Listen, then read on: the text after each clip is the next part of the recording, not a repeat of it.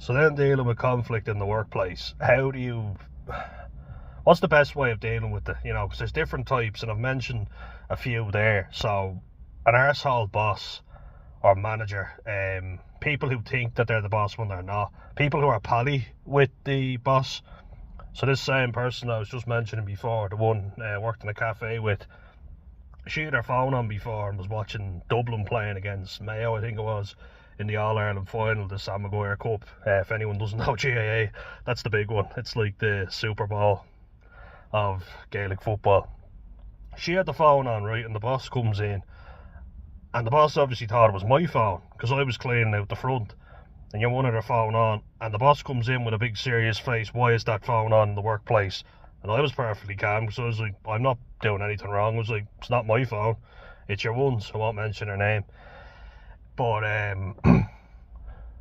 yeah, once she found out it was her phone, she went, oh, okay. And then as soon as they saw each other, it was, oh, hi, how are you? And you're fighting a losing battle to begin with. So that's just kind of somewhere I think is a good point to end on, because in that case, what the fuck do you do? Because we had an argument before in the shop, and I'm not gonna say that I'm the best thing since sliced bread, but I did not start it. Your one was on to me every second. I was like, will you give me a moment, will you?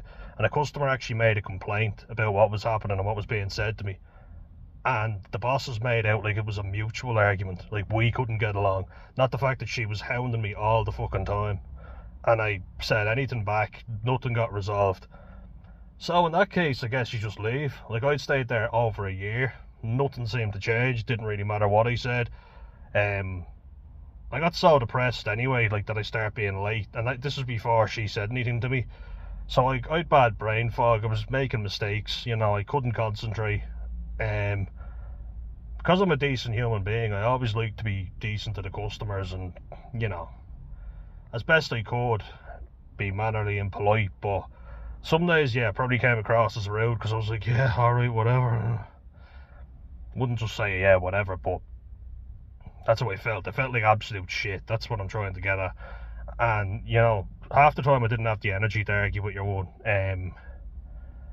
What it led to me doing was thinking that people were out to get me in the workplace. So there was this fella before as well, when we moved down to Wexford, and I thought, he was being sarky. He was very quiet. He was doing culinary arts, and I thought he was correcting me to make himself look good. And one time he bumped into me in work, and I was like, that was fucking ignorant. So then I went by him and I shoved him into the oven.